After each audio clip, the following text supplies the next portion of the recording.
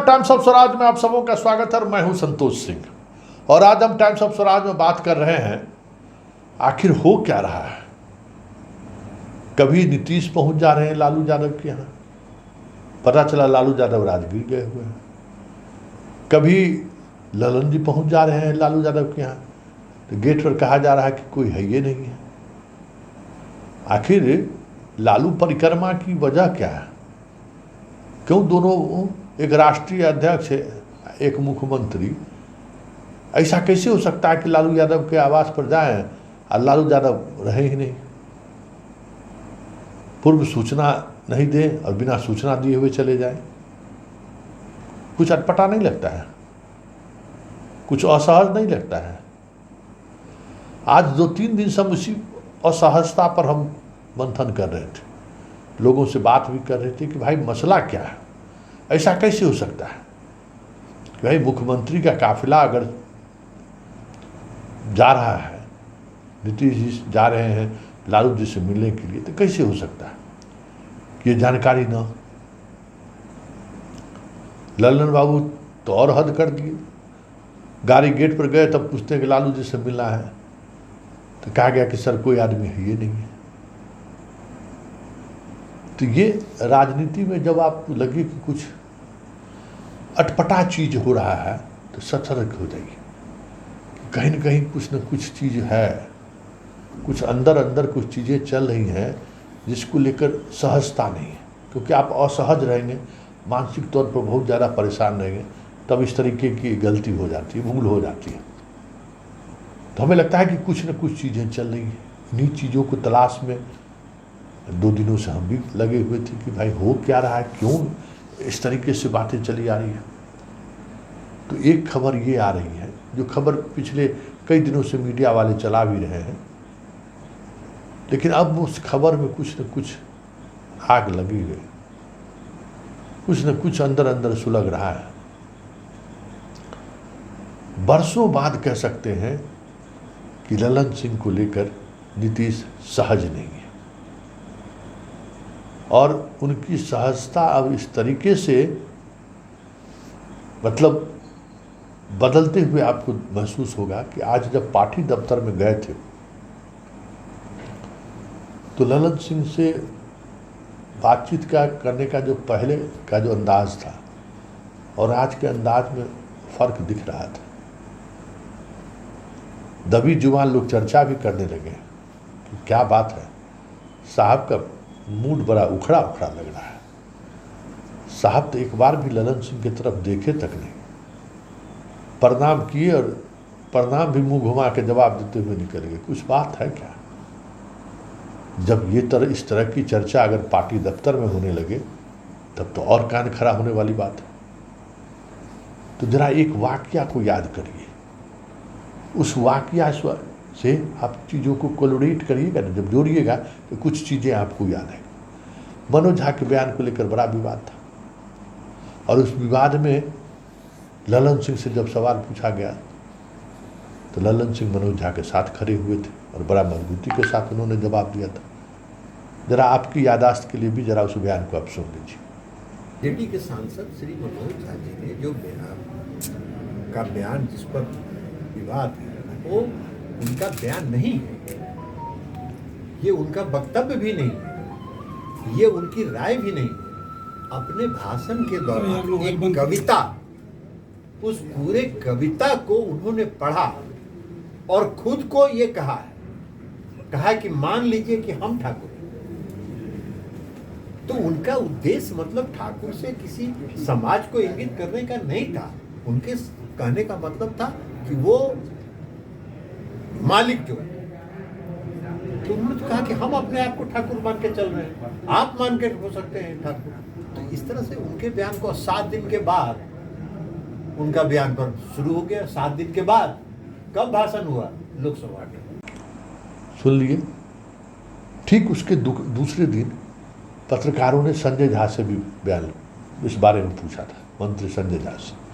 संजय झा नीतीश कुमार के साथ नालंदा से पटना लौटे थे, उसी दौरान उनसे ये सवाल किया गया। तो संजय झा पूरी तौर पर मनोज झा के बयान को लेकर असहज दिखे और उन्होंने कहा कि नीतीश कुमार का जो अपना पॉलिसी रहा है उस पॉलिसी के खिलाफ ये चीज़ें।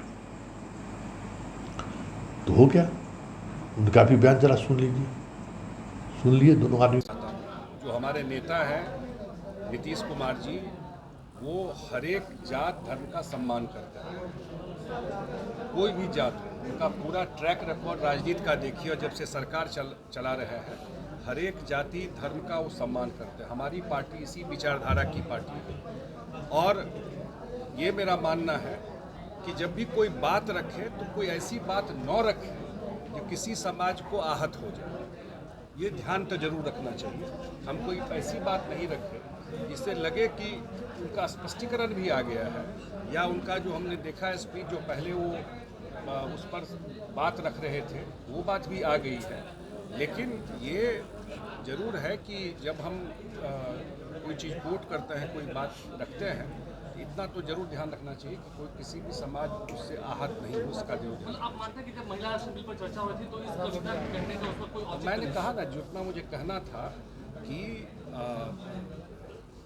किस कविता की क्या प्रासंगिकता है क्या नहीं है, वो तो एक बात है ही। लेकिन हम जब पब्लिक लाइफ में या कोई बात रखते हैं तो ये ख्याल तो जरूर रखना चाहिए कि हम कोई भी कोट करते हैं, कोई भी कविता पढ़ते हैं, कोई भी बात रखते हैं, तो हमारे बात से, हमारे कोट से, हमारे जो भी हम कोट कर रहे हैं, किसी भी समाज को, किसी भी वर्ग को उससे दुख ना पहुंचे, ये ध्यान रखना चाहिए।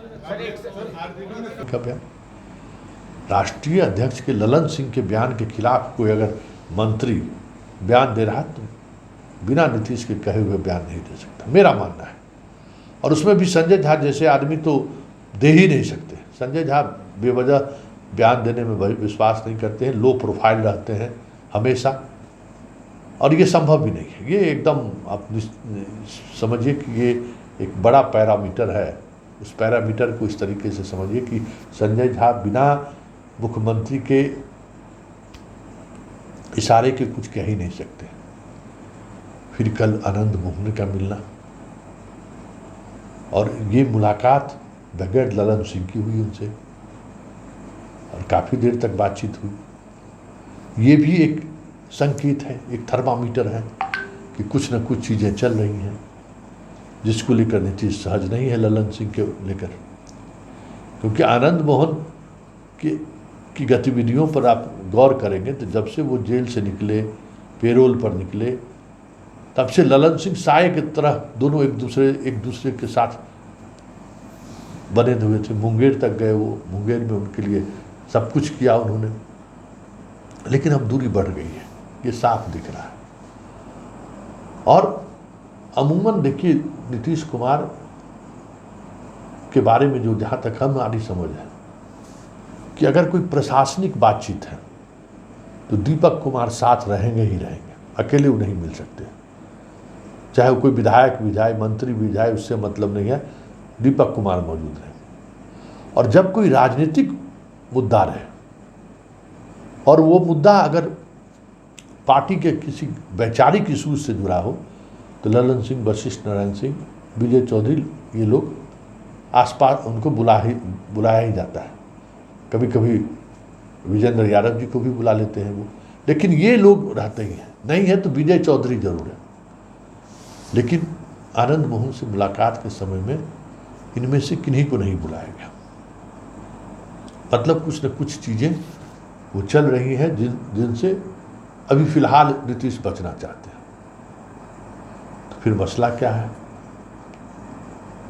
क्योंकि एक बात जो चर्चा सरेआम है कि ललन सिंह लालू परिवार को लेकर कुछ ज़रूरत से ज़्यादा ही सॉफ्ट हो गए हैं, और नीतीश कुमार भले ही वो बीजेपी के साथ रहे हो या आज आरजेडी के साथ, कभी भी वो अपना गेस्चर, अपना जो उनका पोजीशन रहा है, उससे वो समझौता करते हुए नहीं दिखे। गौर करिएगा कि जैसे ही उनको लगता है कि हमारे इमेज पर समझौता वाली चीज़ें दिखनी शुरू हुई है, वो थोड़ा कड़े हो जाते हैं। उनके एक्शन में भी कुछ अलग तरह की चीज़ें आपको देखने को मिलेंगी। कई बार ऐसा मौका आपको देखा होगा। लेकिन ललन सिंह जिस तरीके से लालू दरबार में जाते हैं, जिस तरीके से लालू परिवार के साथ खड़े हो रहे हैं, वो कहीं न कहीं जो नीतीश अपना एक मेंटेन करने की जो एक सीमा रेखा खींची हुई है, उस सीमा रेखा से आगे बढ़ते हुए दिख रहे थे ललन सिंह, दिख रहे भी हैं। असहजता की वजह यही है कि किसी भी परिस्थिति में ये इमेज नीतीश नहीं देना चाहते हैं कि सब कुछ लालू तय कर रहा है और लालू के बगैर अब दूसरा कुछ संभव भी नहीं है, क्योंकि उनको पता है कि लालू की मजबूती का एहसास अगर पब्लिक डोमेन में आनी शुरू हो गई कि सरकार में भले मुख्यमंत्री नीतीश कुमार हैं, लेकिन लालू के बगैर, लालू के सारे पर ही सारी चीज़ें चल रही हैं, तो ये जो इमेज है ना, इस इमेज से नीतीश को समझ में है कि वो वोट बैंक को खिसक सकता है। इसलिए ये सावधानी बरतने की कोशिश वो हमेशा करते हैं। और यही वजह है कि ललन सिंह की सक्रियता जैसे जैसे बढ़ी लालू परिवार को लेकर, नीतीश अब थोड़ी दूरी उनसे बनानी शुरू कर दी है, या उनको संदेश देने की कोशिश शुरू कर दी है कि आप इस तरीके से लाइन ना लें। दूसरी बात, जो सबसे महत्वपूर्ण बात, कि नीतीश कुमार अनंत सिंह को लेकर जो चीज़ें चली हैं जिस जेल में, उस पूरे प्रकरण में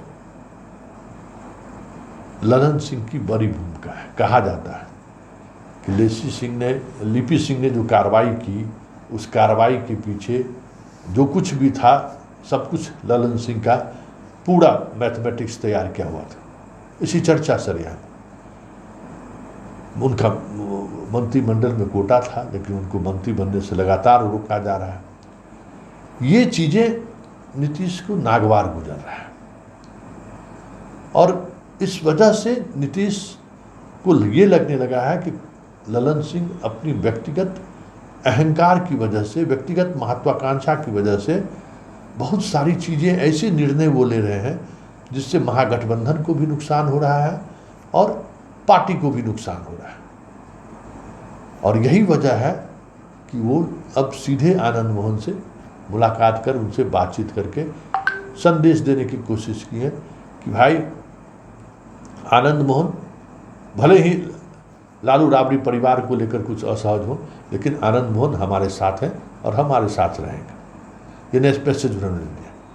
अब देखना ये है कि अनंत सिंह की पत्नी के साथ कब ये चीज़ें सामने आती हैं, क्योंकि अनंत सिंह की पत्नी मंत्री बने, इसको लेकर भी कसमकस चल रहा है। नीतीश बीच बिचौल नहीं करना चाहते हैं।